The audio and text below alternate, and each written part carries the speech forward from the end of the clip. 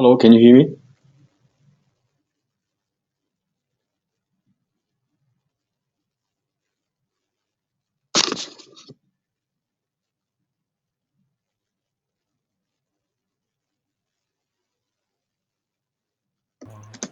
Hey, I can hear you. Can you hear me? Good, good. Good. I can hear you as well. How are you? I'm good. How are you? Good. My name is Yao, and what's your name, please? My name is Siddharth. It's nice to meet you, Yao. Yeah, nice to meet you too. How to spell your name? Satar. Okay. Did I say it right? Sorry? Your name is Satar, right?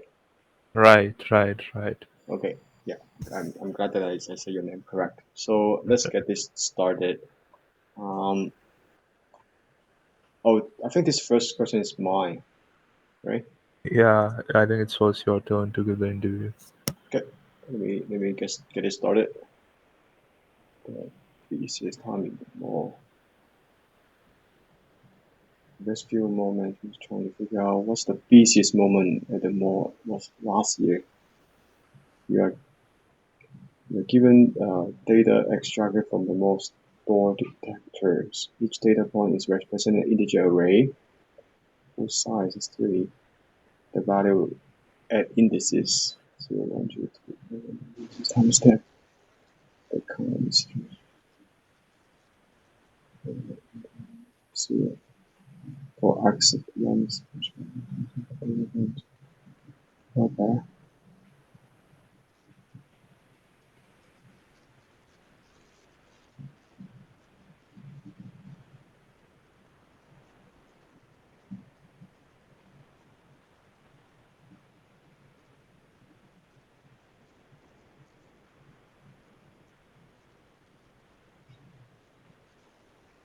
Okay. Given an array data points for a function, our function find the busiest period that returns the time at which is busiest moment. The return value Mm. is the timestamp. Okay, know that if there is more than one period within the earliest. Okay, assuming the array data is stored ascend in order by the timestamp explained. Okay, I just want to understand the the data that we are given. So the first spot, right, the serial index, that's the timestamp, right? And then, for example, for the first guy, like this, Right. it means that at the first, so for the first element, this was recorded at that point in time, right? And Yeah. there are 14, right? Four, 14. Sorry, go ahead. 14 people are entering in the mall. This is what it represents. Okay, and the next one will be there are 4 people exiting the mall. Right. Okay, okay, I understand it now. Let me think. Okay, also I'm given an array of integer. Okay, okay, yeah, I was gonna ask you about the data's length, but it's already answered in here. So at least we have at least one data point, and at most 100 data points. So okay, that's very good to know. Uh, what else do I need to know? Yeah, so we are given like a this is like a sort of like a matrix, right? Um, and the first element is the time. Second element is the number of people. The third element is just a boolean. Determine is enter exiting, right? Um, okay. What else do I need to know? Um, yeah, all the integer number. Okay.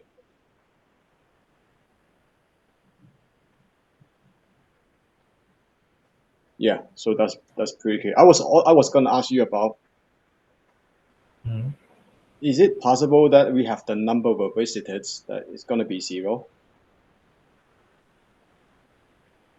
The number of visitors can be zero. Yeah. Like, It can be 0.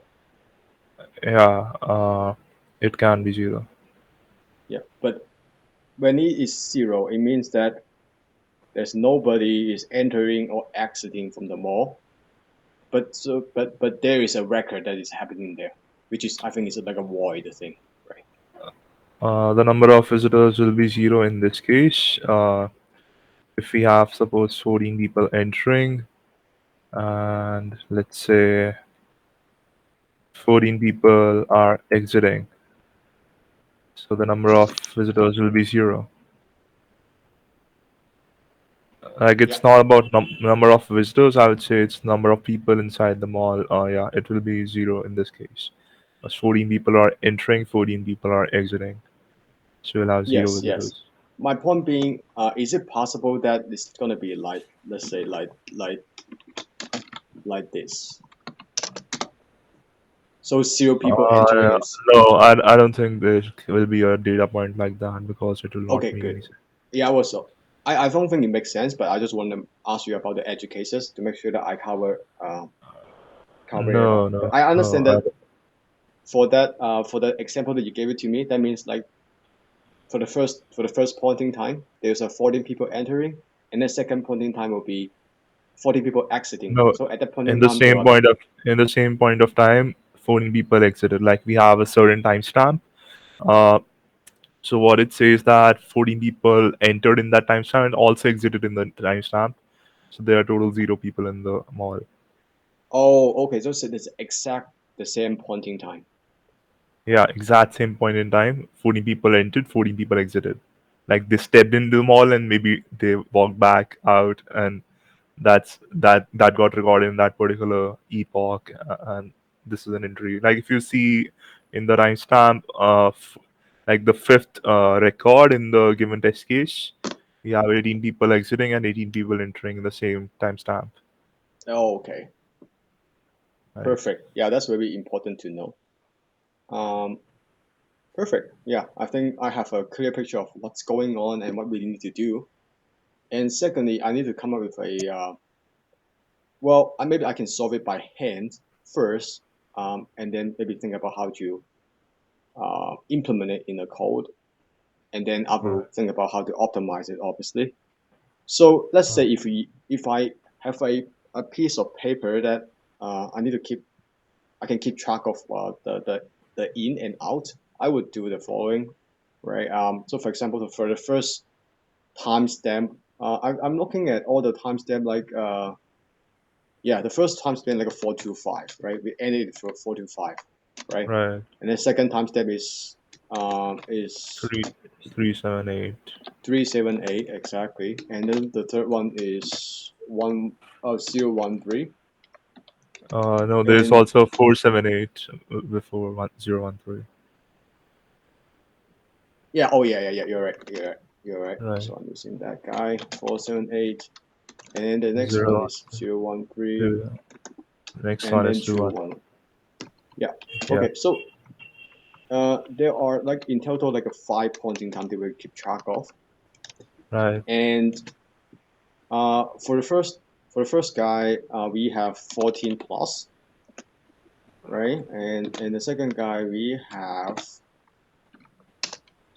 Four minus and two minus. Yeah, exactly. So it's four minus four.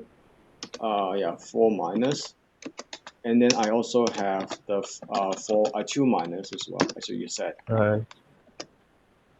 So right after that point in time, in net, we will have obviously 14 minus 4 is 10, minus 2 is 8, right? So Right. after that point in time, we have like 8 people in the mall. Right. Right. And then we will carry forward to the next point in time, which is 378, right? Yeah. And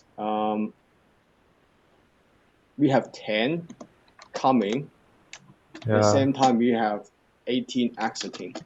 No, no. The 18 one is the next timestamp if you see it. Oh, right. Sorry, yeah, Right. 478. Yeah. I'm jumping ahead of myself. Sorry. So, um, yeah, I really enjoy working with you because you can see that I was off track. You're really paying That's all attention. Thank you right. so much. All Yeah. right. And so in total, after we have the 10 people coming in, so we have 18 at that point in time. And then Right. we can do all that. And so for example, the next guy is gonna be, yeah, it's nothing, right? So it's coming in 18 and then exiting is also 18. So at the end of the day, we got so at the end of the day, we still have 18 people in the mall. Yeah. In the I think we next have one, in 18 people are exiting, 18 people are entering. If you see that, it's the opposite of this. Yeah. yes, Yeah. yes. So that's why we just carry forward from what we had originally, Right. Right. right? So because at this point we already have 18 in the mall, but we Yeah. have 18 newcomers, and then also at the same time we have another 18 that is coming out from the mall, right? Right.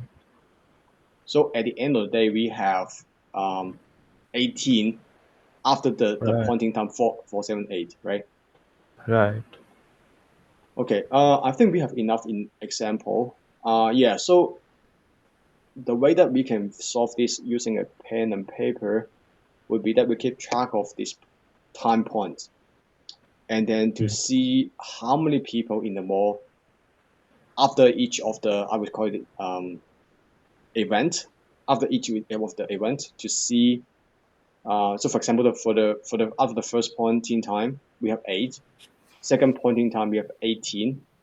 The third one is also 18. So we will return the second point in time, right? So it's second time point, which is 18, right? Because that's Right. earlier. 378 is earlier than 478, so that's why we return 18 in this case. If we want to solve it in on a with a You will pencil pen and return paper, the timestamp 378 in this case. Yeah. yes, yes, return the timestamp 378. Yes. Uh, let me think.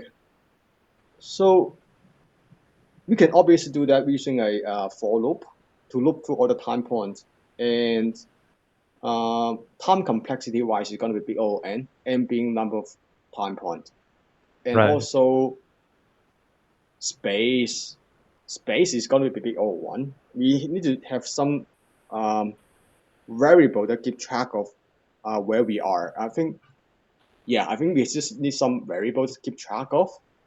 Uh, yeah, I think it's gonna be O1 for the space complexity. Mm-hmm. Yeah, what do you think? Yeah, do you think this is a good approach that I can code it up, or do you think that I need to think a bit more before I put on the code?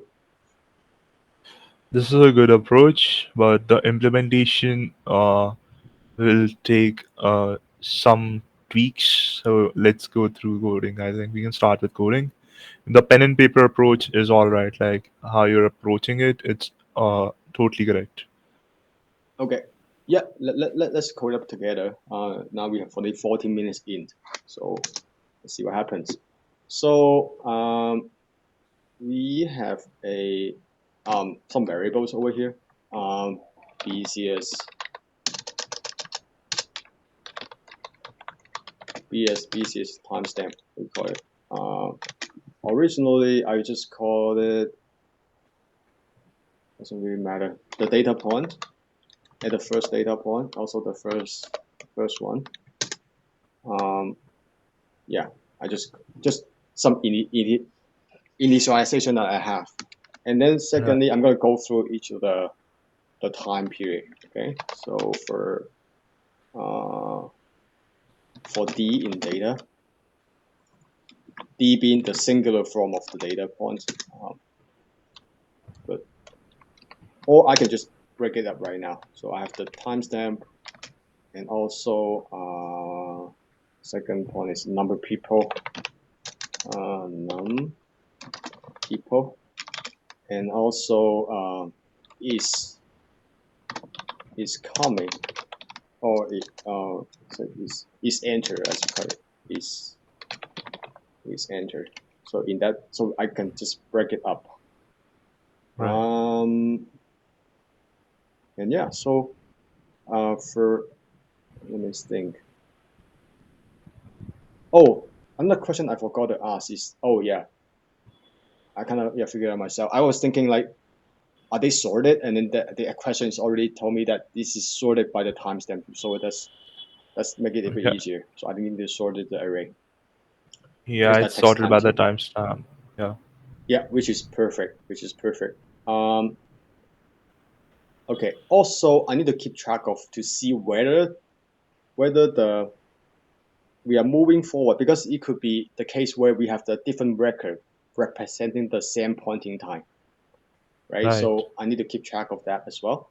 So I need to have a variable called it cur timestamp. Um,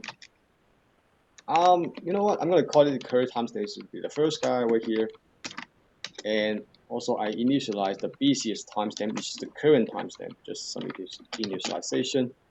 Maybe I need to change that. I don't know yet. Okay, so I have the current timestamp. So if the or should I call it current timestamp or I could call it previous timestamp. Previous timestamp. So current timestamp is like this.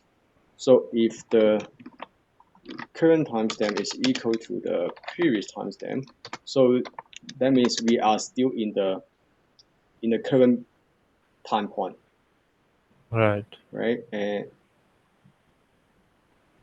sorry, you're gonna say something? No, no, no. Okay. So if the let me think. So if the current is equal to the previous, so that means still in the current timestamp. So if that's the case,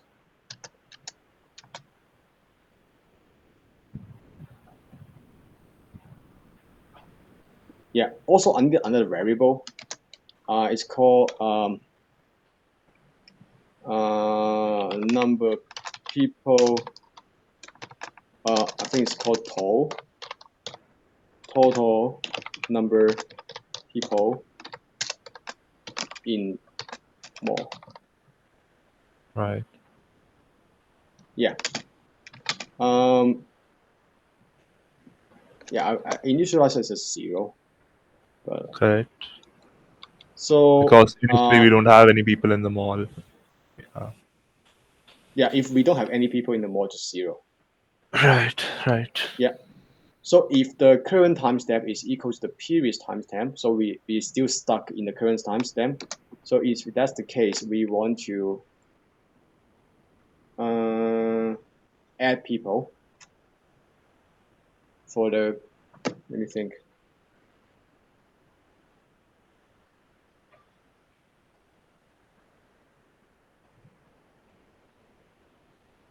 Yeah, so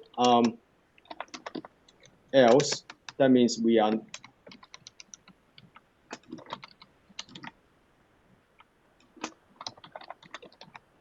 uh, not in the current timestamp anymore. And in this case, we want to update the to see whether the previous one is the busiest time or not.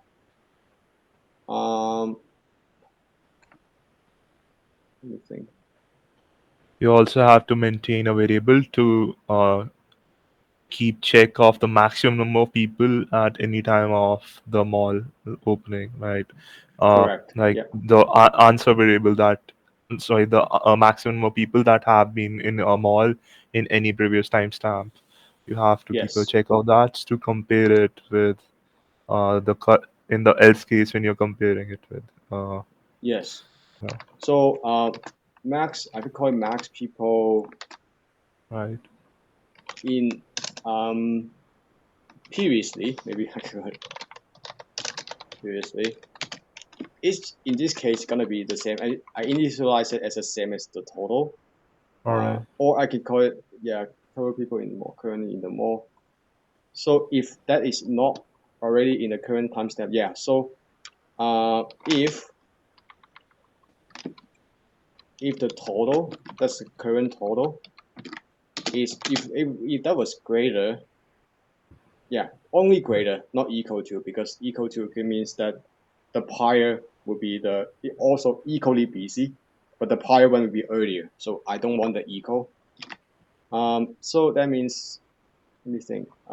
If the total current people in the mall is greater than the max people that happened previously, what we're gonna do is to update the busiest timestamp to the previous timestamp. Previous timestamp, and also we want to update the maximum people that happened previously.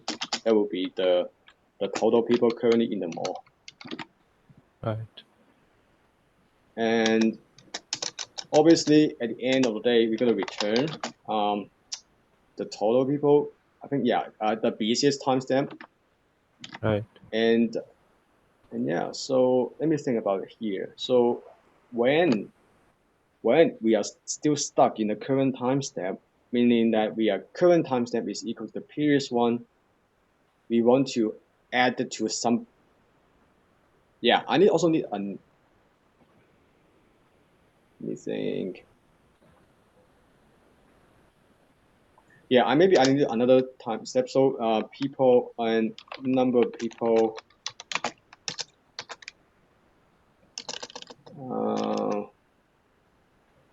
The code net num people current timestamp.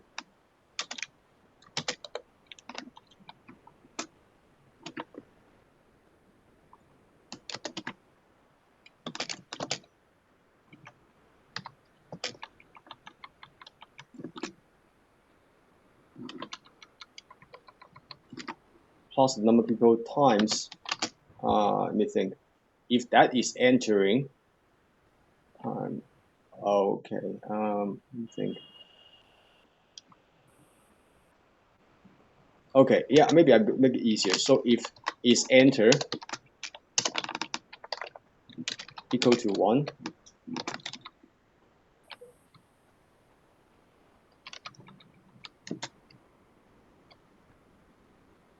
and that means we are adding the people. Otherwise, we are reducing it. Right. And of course, when we move to the next time step, we have to reset it.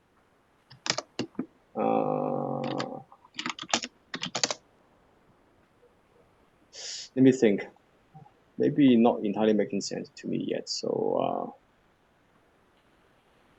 In this particular implementation, you're gonna skip the last element of your data list.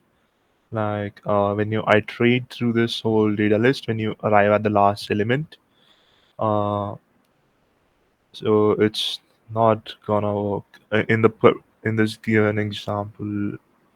No, okay. Go ahead. go ahead. Uh, yeah.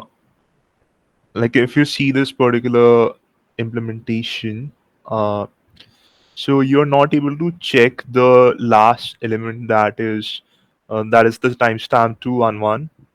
So when you are computing the number of people in 211, uh, then you know the this particular condition never happens. That else case never happens, and you will break out of the loop before this else case happens. Like when you're going from like let's see the input test case. We have the last two elements, that is 2117 entering, 2117 exiting. So when you see do that, in the last element, in the last test case, it says current TS equal to previous TS. It will compute the number of people and then it will break out of the loop. So you're never checking for the last data point whether that makes whether you are able to uh, make a better, like you're getting, like if Sorry. you're getting a more maximum value in the last test case, you're not able to check it in this particular implementation. Okay, let me think about it. You said I will not be able to check the last element because the. Yeah, because you will break out of the loop before Oh, you hit yeah, the yeah. I else understand what you case, mean. right? Yeah, I understand what you mean. So when we break it up, we can do it. We can do this logic. Yeah, I see your point. Like Well, when you're the second last, you will arrive at this else case. You check for the previous timestamp, then probably you update previous timestamp equal to 211. Then you will go to the next timestamp. Then it will have this that if current TS equal to previous TS, you will compute. Then you will break out of the loop, yeah, and you never checked whether you got a more bigger maximum value for the last timestamp or not. yeah. What we can do is to group this logic to be within the function, and then call it one more time after this for loop. All right. Yeah. So Yeah. let's refactor it a little bit. So I will call it um. I would do. I need to do a check. A dry run to make sure it works. I'm not sure it works now. So anyways, so to check if max, let me call it something like that, to check whether it is a maximum. So, and we have this condition over here. Cut it, paste it over here. So if the total number of people in the mall is greater than the max people previously, okay, this is the busiest time point is equal to the previous time point. Also, before you set it to 0, you have to update the total number of people in the mall here in the else case.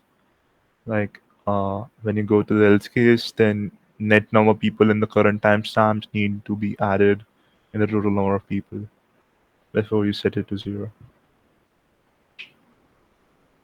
Uh, need to up. Oh, yes. So it's gonna be here. The I think it's called total people in the mall. Yeah, Yeah, it's gonna be like this. But that was should be yeah, before that this needs to guy. be before updating Yeah, because otherwise it won't do nothing. yeah, your And total number of people remains 0 otherwise. Yeah. yes. So let me see this function. Check if oh I should call it update result update answer total max people. Yeah, all this global. I mean by global I mean the variable within the this bigger function. So I don't need to pass in anything. I'll also suggest you to like probably put these statements inside your update answer only.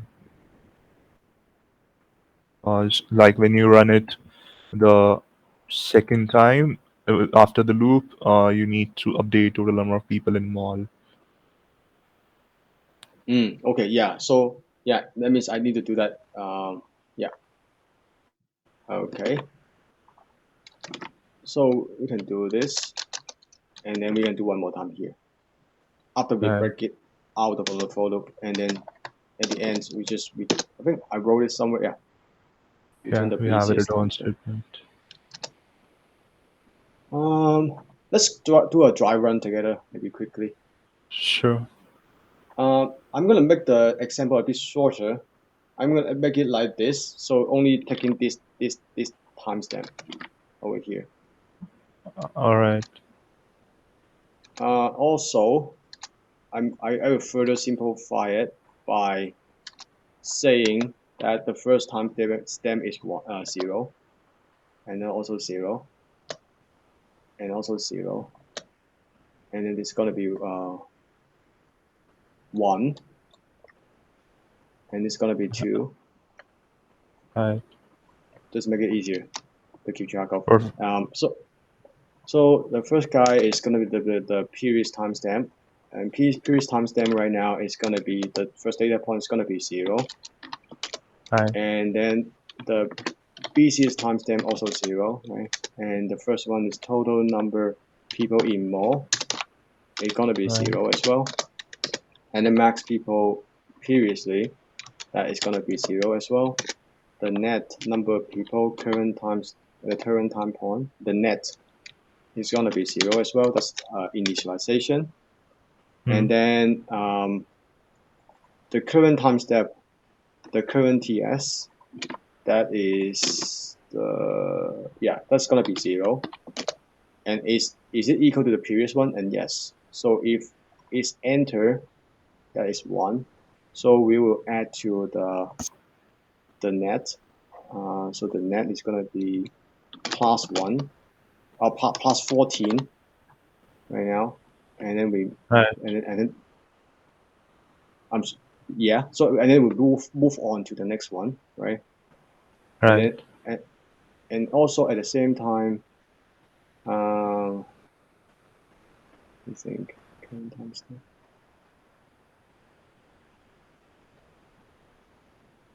Oh, I forgot to do one thing actually. Um, it's gonna be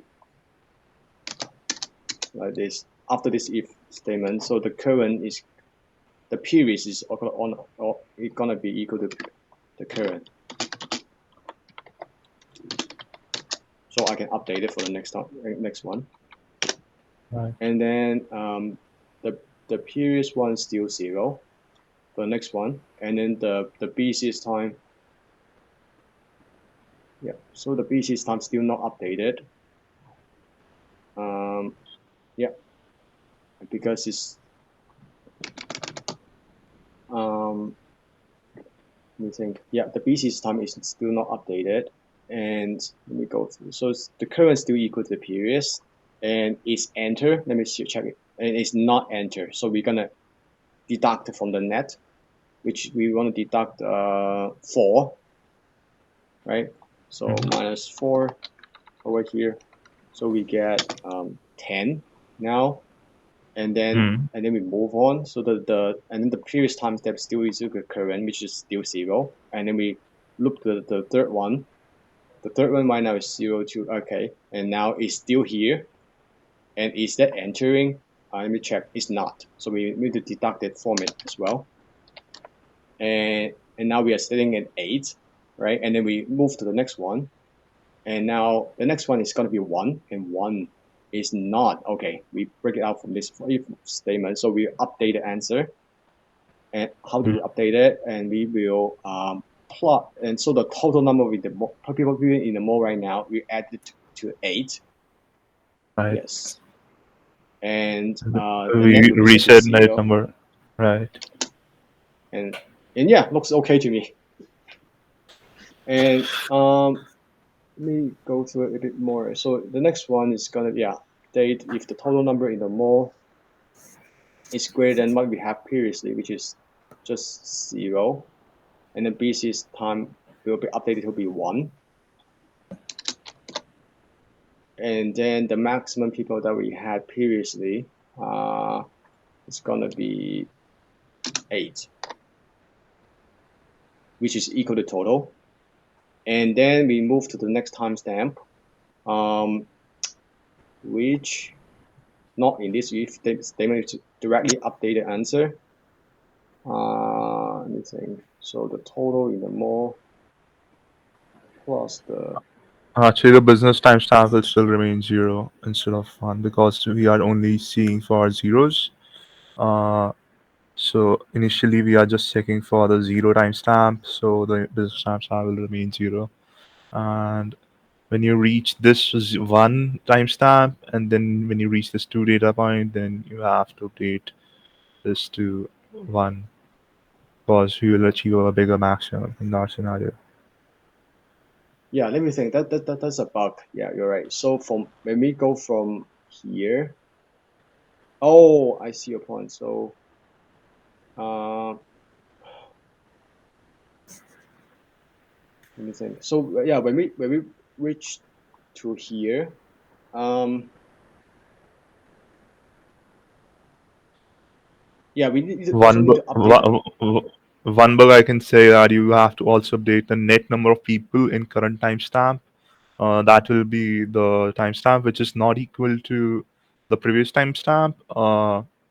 So like when you're moving from zero, like when you go to the 1 timestamp and you see that okay 1 is not equal to 0, so you will compute check if the net number of people in that zeroth timestamp are greater than the maximum, so you update that timestamp.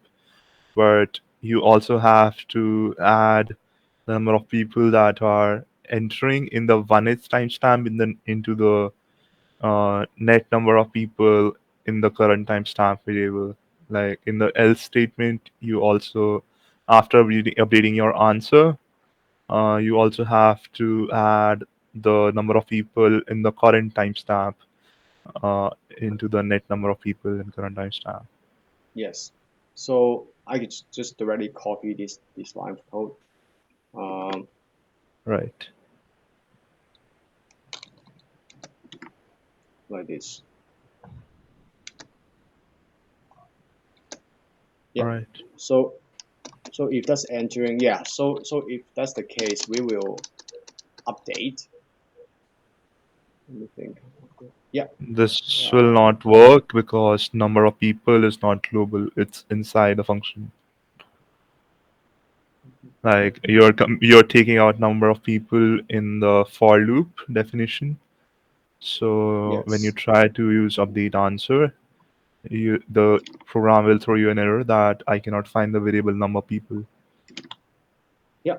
So it's gonna be like this. It pass in the number of people, and at the end in here, oh, we can also pass. Hold on. Might not. Yeah, it will not be able to pass in the number of people. Uh, yeah. So at the end, so it's gonna be data -1, and then 1. Yeah, like this.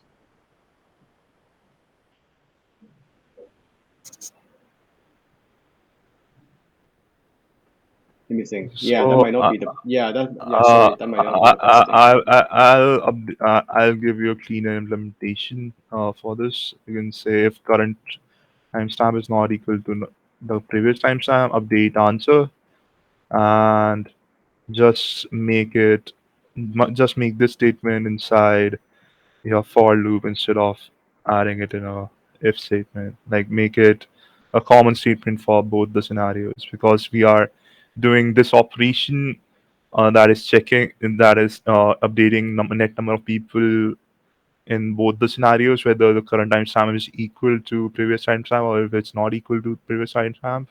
We have to do that either ways. So just make it a common operation and update answer only if uh, that you should update answer only if your current timestamp is not equal to previous timestamp. Right. Yes. Yeah. I think that make it cleaner. Yeah, we don't need this part anymore. And also, we don't need this guy. And yeah, I think this is much more cleaner. So we're here first time. Yeah. So when it's moved to the next timestamp, and we update the answer, and then when we move to the another next timestamp, we will also update the answer again. And also, if that's entering, okay, yeah, that makes sense. Yeah, I think, yeah, I think this is. Hold on, but let me think.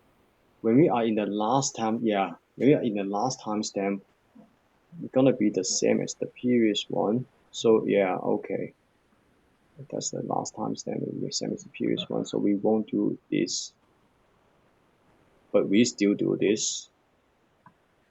Um, so the net, yeah, the net will be correct. Okay, yeah, I think this is gonna work. All right. What do you think? I think it should work too. But if you wanna like run a test case, we can just copy this data array and we can run a test case just to see if it gives us the desired answer or not. Uh,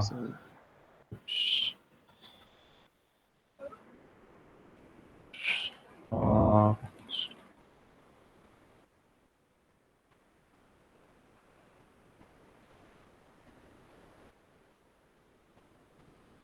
data over here, yeah, and we can probably run the function find busiest period. Yeah, find busiest period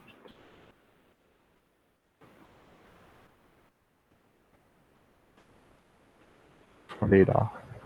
Yeah, I'm gonna comment out the other stuff. Yeah, we have to comment that also. Okay, so let's see what happens. This stuff also you need to comment out because Oh yes. Hmm.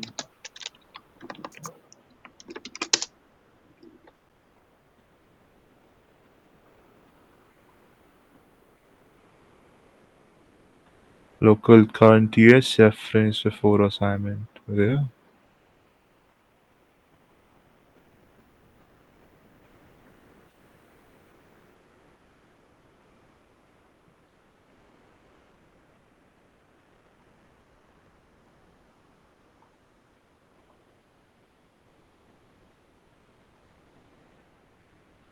It's okay. I think I'm gonna debug it, debug it with myself afterward. But I get the idea though. I think it's good enough. I don't know Yeah. where that is now, but current timestamp reference before. Are you sure we can run a loop like this in Python? That we have three variables in data. Uh, are you I sure think about that? so. Yeah. Let me if we. But this is I think this is Python 2 though. I'm not sure. We can break it up like this for sure. Yeah, we can do d of 0, comma d of 1, comma d of 2. Yeah. Sorry. Do which one? Like we can just assign these values like this. Oh, D of 0. Where else are we using current TS? Where's TS? Update answer.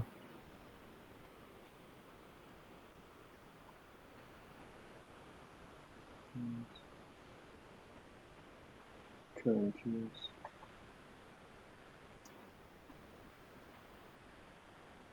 Local variable T current reference before assignment.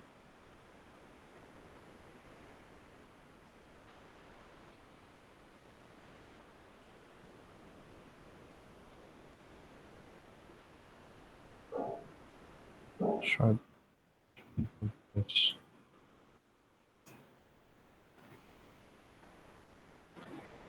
So it's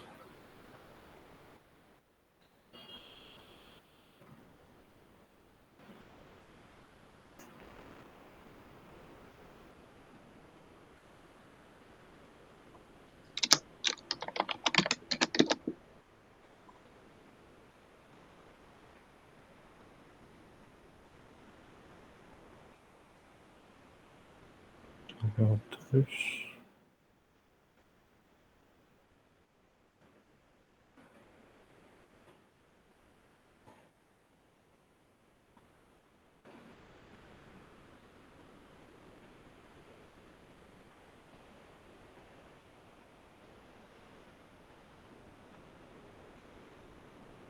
Here.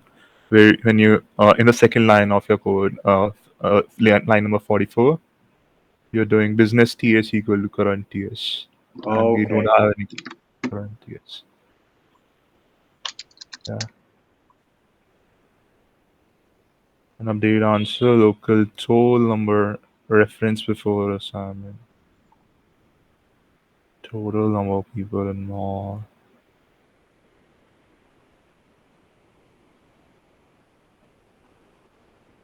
Do you have to declare it as a global variable to use variables outside the function? Um, but this should be okay, I think, right? So the total number of people in the mall equal to 0. Right.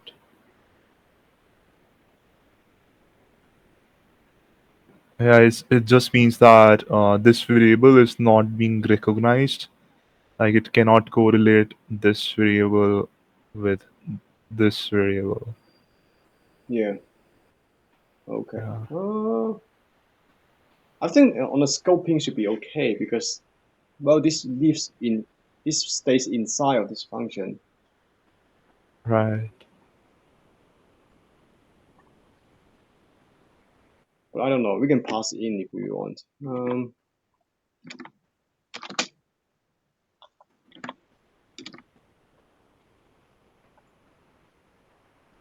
Total number. Yeah. But can you pass it as reference because you need to update it in your main function also?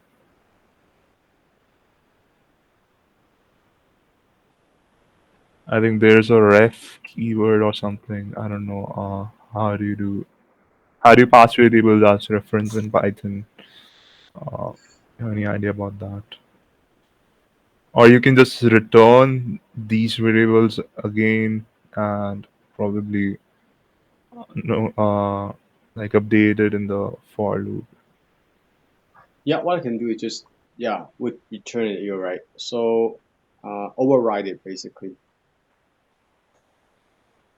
But I thought we can do that though.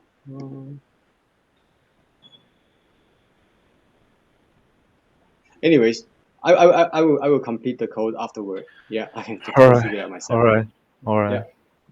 because the Yeah, but for the time your sake. logic looks good. I think it will work. Like if you figure, I think it's mostly compiler error that it's not working. Uh, Maybe it's just a compiler error, but I think your code works. Will work. The logic will work definitely. Yeah, sounds good. Let's switch over. Right, we can swap roles now. So the question is largest, smaller BST key. Given a root of a binary search tree and a number num, implement an efficient function find largest, smaller key that finds the largest key in the tree that is smaller than num. If such a key number doesn't exist, return -1. Assume that all keys in the tree are non-negative. Analyze the time and space complexities of your solution. Okay, so we're given a root of a tree, right? And probably do.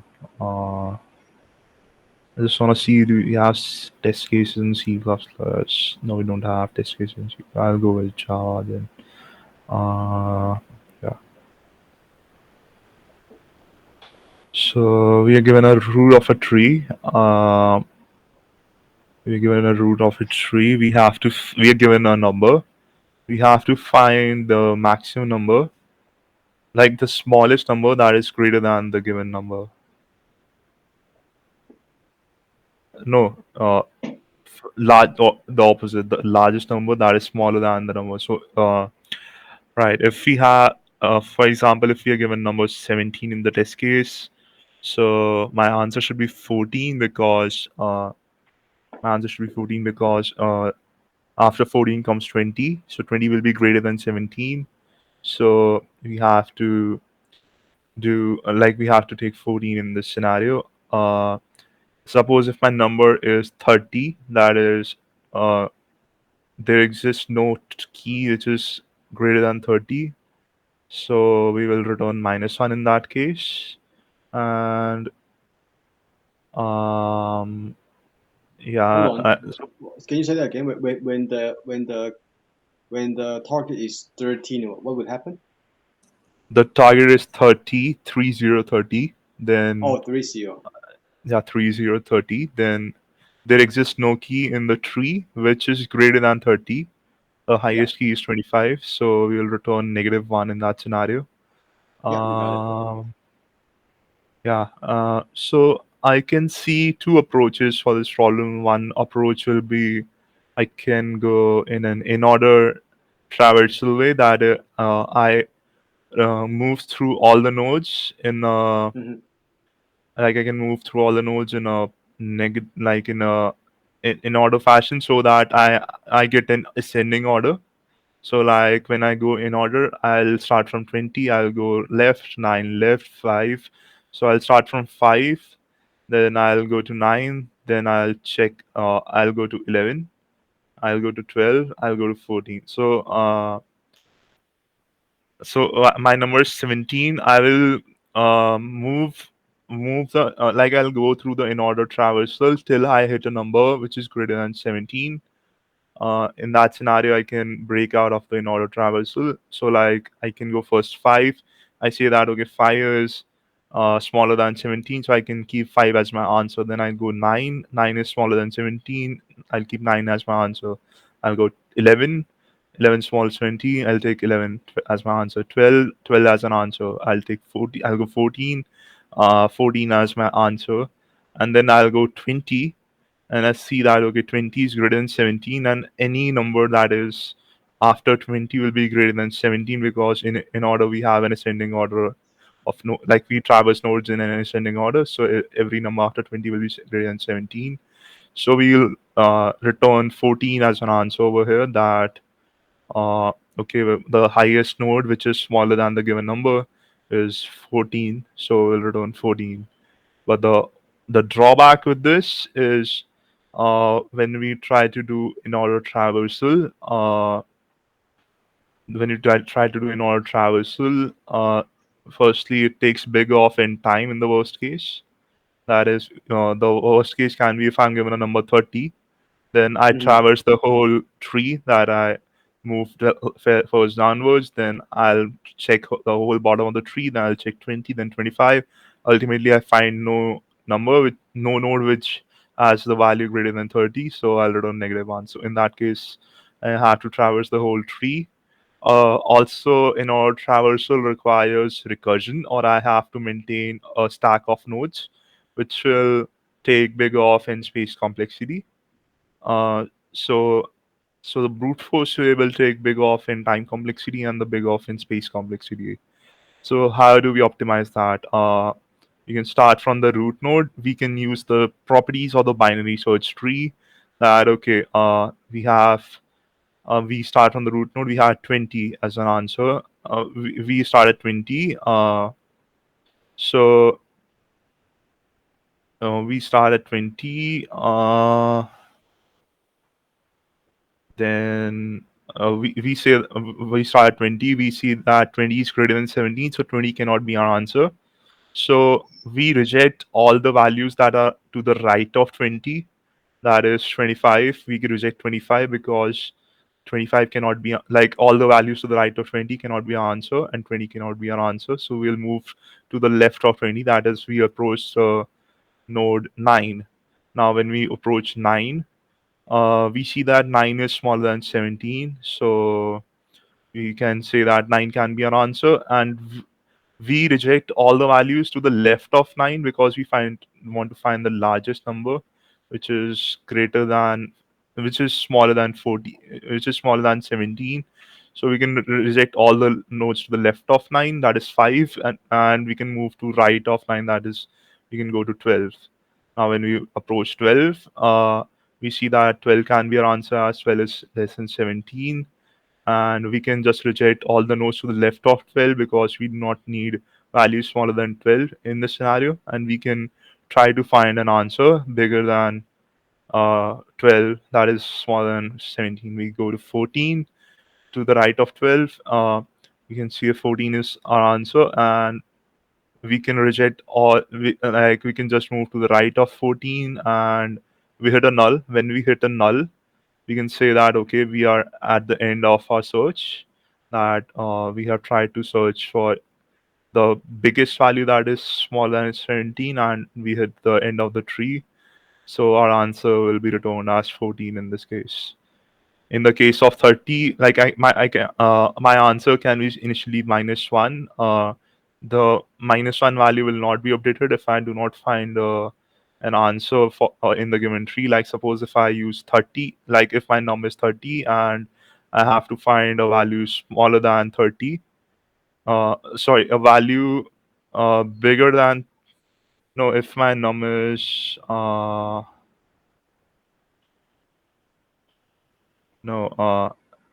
no, I should have used another case. So if my number is suppose 4, I shouldn't have said 30. if my num is 4, then I cannot find any value in this tree which is smaller than 4. So I'll return -1 as my answer in that scenario. Hmm. I Yeah, should not have said 30. For 30 there will be an answer that is 25. Yeah.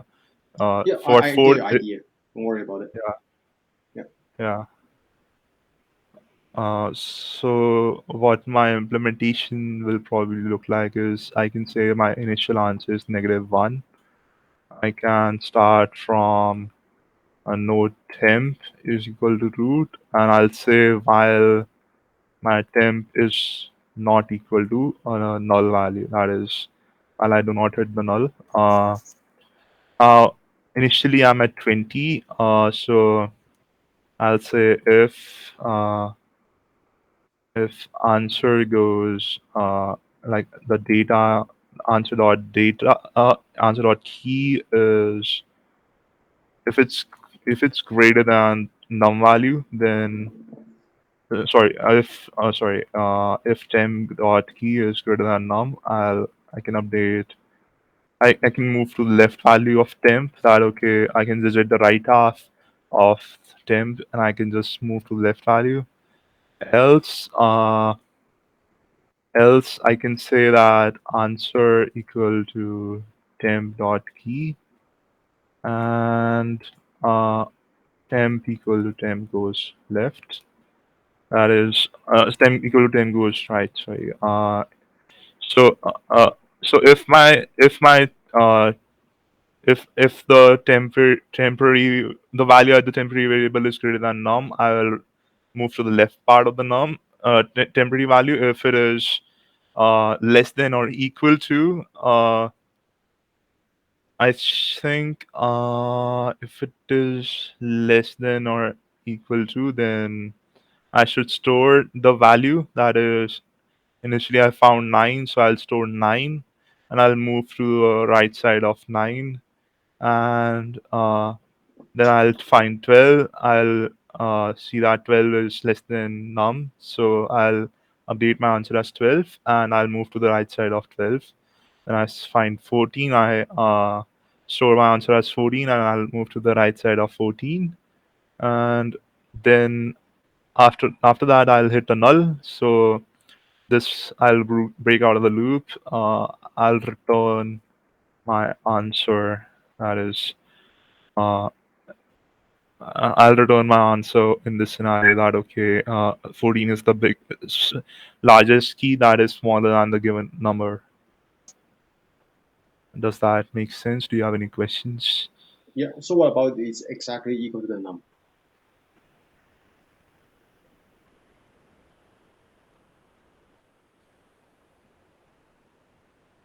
If it is exactly equal to num, That will be handled by the else yeah, case.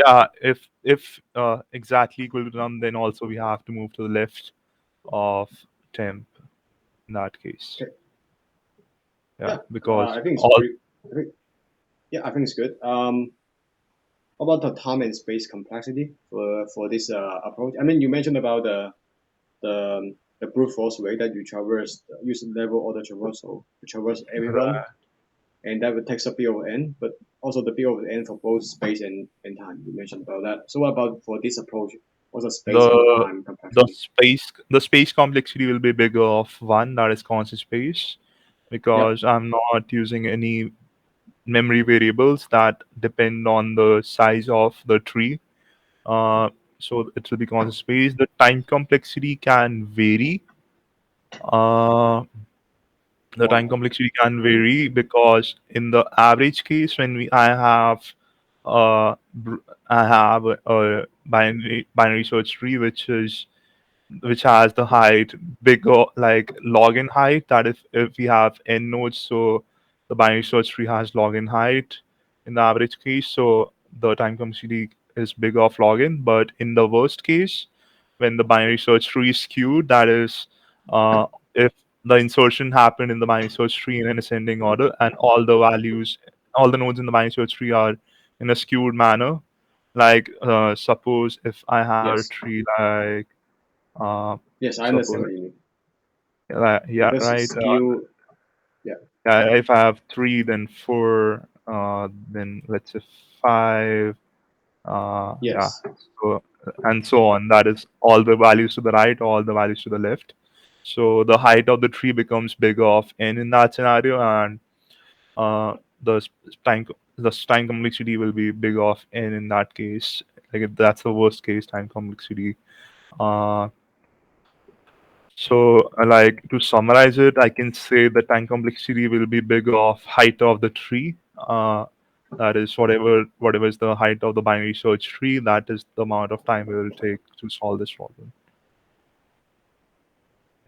cool. Um, yeah, I think you answered correctly. Also, your code is clean, and I don't have any follow up for this question. I think you answered pretty well. So like we can try running this for the given test case. The given test case is Mm-hmm. uh, find for the smallest number key that is smaller than 17. We get 14. If I at line 105, if I try to change the test case to 4, uh, so the answer should be -1, and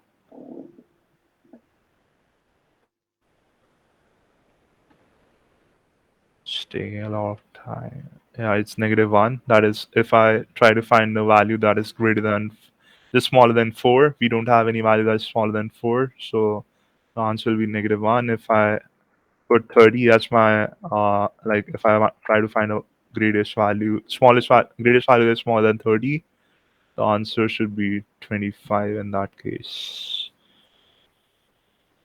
Uh, yeah, the largest smallest number is 25 in that case. Mm-hmm. Perfect. That looks correct to me.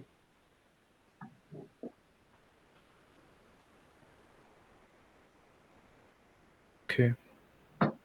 So, do you have any feedback for me? I think your thought is very clear. Your code is very clear too. So you propose a um you know a brute force approach that is suboptimal, and then but you didn't code that up, which is great because that was not perfect of an implementation. And then you propose another more optimized approach where you use the property of a BST that allows you to, on average, it can just pick over log n, right? So also you don't have to you don't need to use a call stack. What you said, Right, it takes a ton the space complexity. In this case, there's only a while loop. Also some pointer to point the answer. Also the node itself. I think all the thought, all the structure you have very clear. And um, yeah, I think you don't have any. Yeah, you keep mentioning about the edge case of which is 30, but I know what you're getting at. So I wasn't. I'm not gonna worry about those like 4 or 30. You think about the edge cases, which is great. So that's why I didn't interrupt you. And mhm. um, also you didn't need to ask any like clarifying question. I think this is because the question itself is pretty clear, Yeah, the and you don't question is have just any. one paragraph long because there's nothing to ask about it. Yeah. Yes, so I yeah, I think it's your I only have like a positive feedback for you. I don't have anything negative. All right, thank you. Uh, Yeah. so we can call out this interview. Like, try to go through this question. I think it's just some compiler error. Try to like run this code in your normal editor, like code editor, and I think this should work. Uh, so I'll consider this problem as solved for now. And you did a good job for this question. Yeah. Thanks. Yeah. I do you have any upcoming interviews? Yeah, I have an interview for Amazon. I have an interview for Microsoft, Adobe, Walmart. Uh, Wow. yeah, so these are interviews I lined up in the next month, like 3 to 4 weeks from now. What about you? So you have 4 lines up. Right. Uh, Wow, that's pretty good. Yeah. Well, good luck. but I'm sure you will do well. I'm just practicing. I have nothing coming up. I just and chill and just want to hang out and just practice my skill a little bit, but nothing All nice right. for me yet. All right. Oh, So so you like have you're yeah, go ahead. are you a student or are you working right now? I'm working right now. I'm no longer a student. I work for a few years. A smaller company. Um, yeah. What about you? I'm in my final year of university, right? Oh, And final year. Oh, good luck. yeah, So you have Amazon and Microsoft and also Walmart. Which one? What's the fourth one? Adobe. Adobe. Which one do you think that? I mean, do you like the best? I would say Microsoft for long term because the work culture at Amazon, I think it's a bit hasty. That's what I've heard from people that they make you work long hours. They do not care whether, uh, like if you are paid well, like if they pay well, but Yeah. they have some long hours. They will make you stay 17 to 18 hours in the office if there's a deadline. Uh, so the workload is a bit hectic in Amazon. That's my general, like that's the general opinion people have told me about. Walmart is chill. Walmart is globalizing.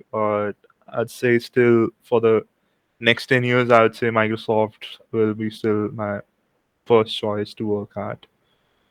What about Google? A lot of people talking about Google. But Google is the hardest interview though. I heard that. Right, right. Google is hardest. All right. I don't know. I have seen like I have a lot of seniors in my university. They joined Google. They left Google 2 years after joining Yeah. because what they said was they didn't get the appropriate growth in the organization that The they were growth. Okay. expecting. Like if they joined that software engineer one, that is L4 level at Google, they were not able to make at L5 in the 2 years, and then they just questioned themselves. Okay, if after working at this organization in 2 years, I'm still at the same stage, making the same pay. Do I even fit in this organization structure or not? And they end up joining other organizations or startup or something like that. Like they end up preferring places where they get a good growth in their career instead of Google. Yeah. Uh, From what I heard from about Google is that if you want, I mean, they won't promote automatically. So if hmm, you want to get promoted, I mean, everybody does want to get promoted. Obviously, uh, we have to apply to a different role. So, for example, yeah, if that's L4, and then we have to apply to L5 or L6. Otherwise, they won't like recognize you. Oh, you are have more experience, and then we will promote you. And I heard that they won't do that. Yeah. So yeah, and and then it's the same process that you have to go through the line of interviews for that similar role that other people are also going through. That oh, is there's it? no there's no difference left when it is like if you're applying inside the organization for a new role, then you have to go through a similar process that an outsider has to go through. At So least like that if happens in that happens in Microsoft. I know because my sister works at Microsoft, so oh nice. she had to go through the same similar process when she had to like change roles. It was not for upgradation. It was like she needed to change teams, so she had to interview again with a different team, and she had to go through the same similar process inside the organization. So So I same lead coding, same system design, things like that. yeah, I think Basically, we so. okay, okay. I yeah. So yeah, I think yeah. In order to get promoted, we have to. I mean, we have to sharpen our legal skills. I mean, as always, I mean, as a programmer, if we really want to advance our career, so we have to have this skill set very sharp in our pocket. I think. Yeah. Mm-hmm. Oh yeah. That yeah, it's been great working with you today, and hopefully you can. So I suppose because your Microsoft is, I mean, is the one that you love the most. Do you put it? Did you put that interview at the end? Uh, no, I think I put Microsoft at the start because suppose I give Microsoft interview and I get through. So I don't think I'll worry that much for the next upcoming interviews. Oh, okay. I heard another Yeah. strategy is that people put the one that they like the most at the end, so they get the one that as a practice at the front. No, like I want to play with a psychology. Like if I give Microsoft first and I get into Hmm. Microsoft, if I get an acceptance from the recruiter, then I would not worry that much that about Oh, other okay, take the interviews pressures because off. yeah, it just flicks off the pressure that okay, I've got a placement offer and uh, I do not need to worry much about the interviews. I can probably give those interviews in a much lighter state of mind and uh, probably that would be a positive factor in interviews that okay, I do not have that pressure that I have to get a job. uh, I can just give it for the fun of it. Okay, like an interaction that you are right now doing in a similar fashion, I can give those interviews and probably it would go better for me. Yeah. uh, Yeah. Yeah, I mean that's definitely one of the approaches to go. One of the approaches, and on the flip side, let's say if you don't care about Amazon that much, just give it a go. But Amazon say maybe probably say yes to you, and then you use that as the ease of mind for going for Microsoft. That maybe get you a more accept like a good performance because you don't have you will be like, oh, I have a Amazon, even though that's not probably not the best one I want to have, but at least I have something in my pocket. um Anyways, yeah, this is. but if I put it at the last, that if I get like if I go to Amazon, Adobe, and Google, Amazon, Adobe, Walmart, then it's like suppose if I do not get Amazon has a very slow process. First of all, they do not Yeah, release yeah. results that fast. They take like a month or two to release results. But suppose if I go through Adobe and Walmart and they reject me, then probably firstly I would feel bad because I got rejected, and secondly there will be some pressure that okay, Microsoft is my only resort and I do not work that good under pressure.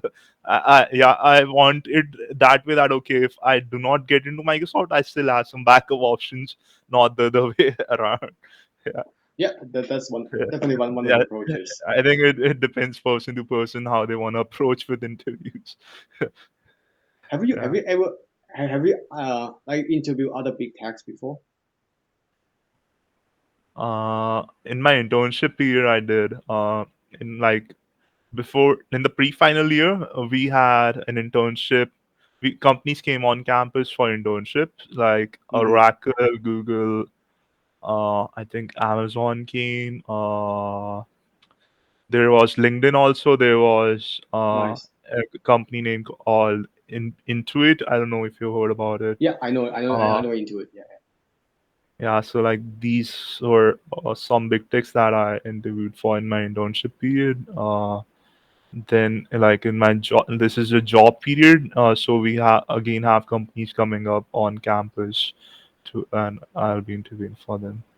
So which one did you ended up with have internship with?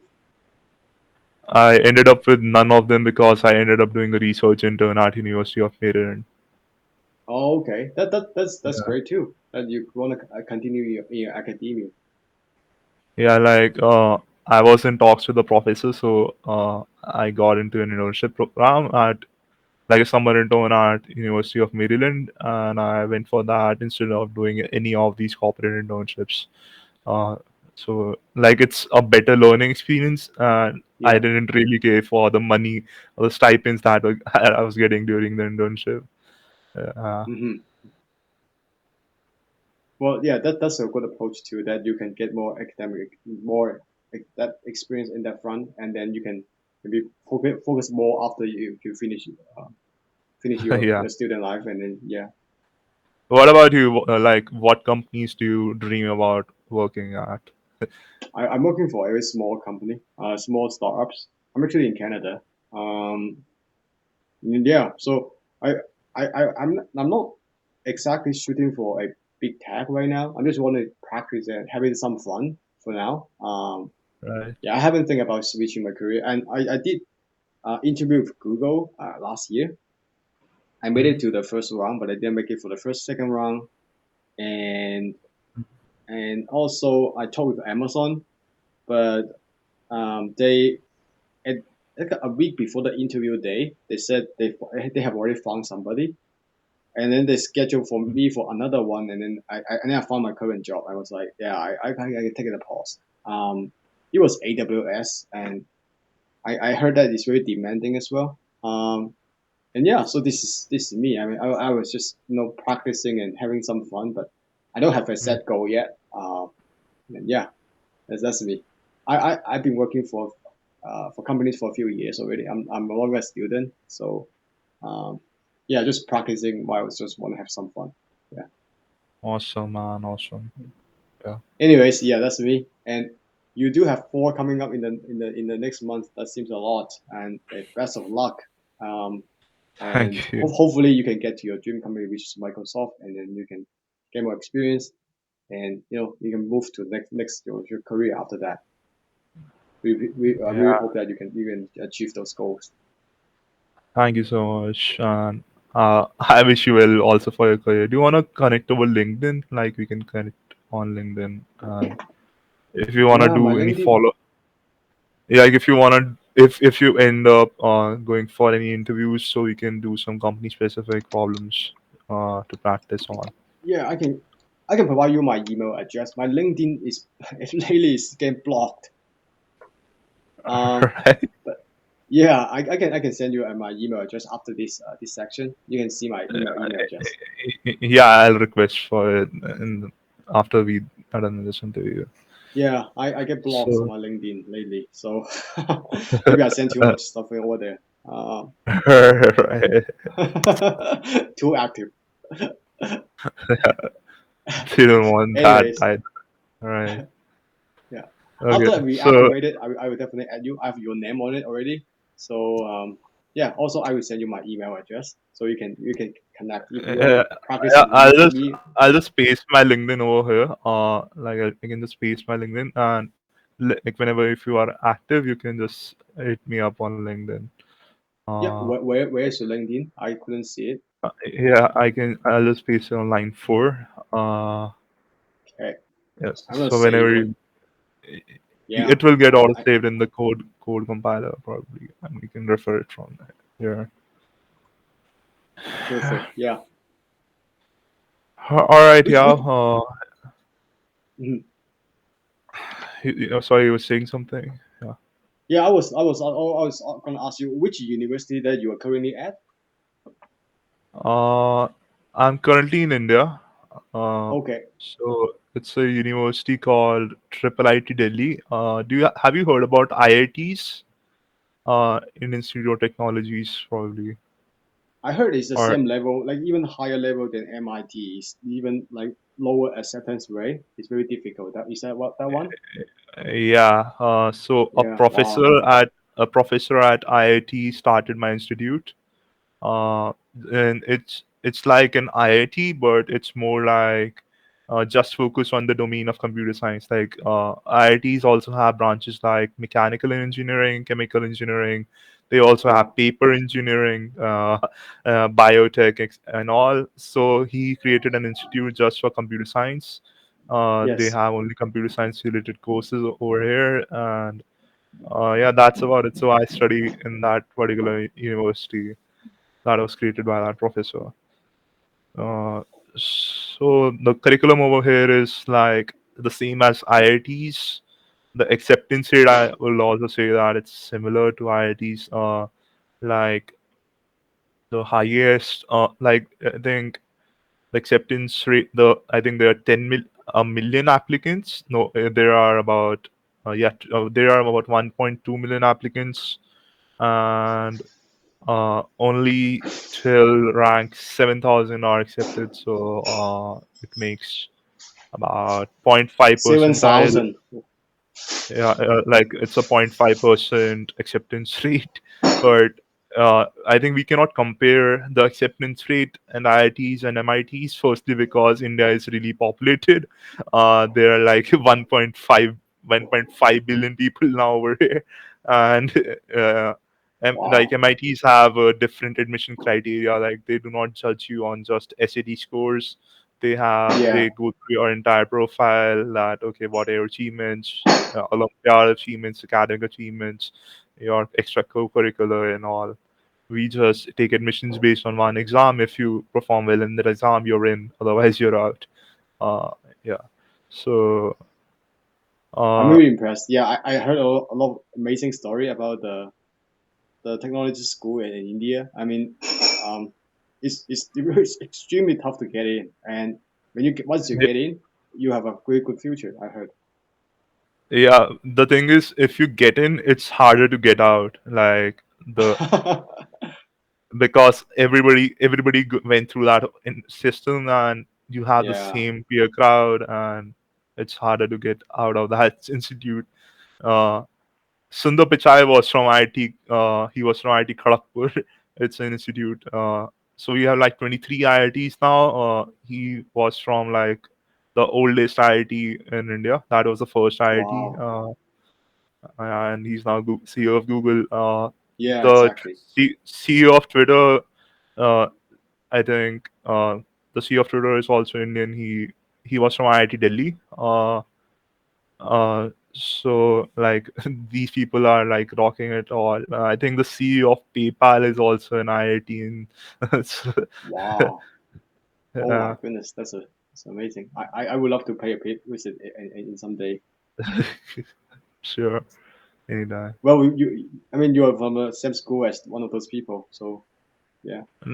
Well, I am from a school which was started by a professor from that institute. I'm not a part of that institute, but okay. I went through the same selection process as that is in an IIT. If Yeah, that makes sense to but still, I mean, it's similar because the person who founded is from those schools. you. Yeah. Right. He was the director of that. He was director of IIT Delhi. He left IIT Delhi, created this institute, and now I'm studying at this institute. It's actually similar. Naming is similar to IIT. It's called Triple IT, like three eyes instead of two eyes. Yeah, it often gets confused as IIT Delhi. Oh, I'm seeing it right now. It's called IIT KGP, and also there's a is it triple IT? Oh Yeah, yeah, I'm seeing it right now. Oh, it's a there's a state triple. university. Yeah, yeah, yeah. Wow. Well, well, Right. I'm glad that you're finishing the program. Sounds like very tough. Um, yeah, I hope that you can get a dream job at Microsoft and yeah, and Yeah. after I unlocked my LinkedIn, I will definitely get you connected, and I can check in to see where you can I'm sure you will reach it, but I would love to see how you make it. All right. Okay. Yeah. Have a nice day, man. And thanks for Hmm. this interview. I really had fun. All the Best of luck. best for your Mhm. See you career. next time. Yeah. Bye.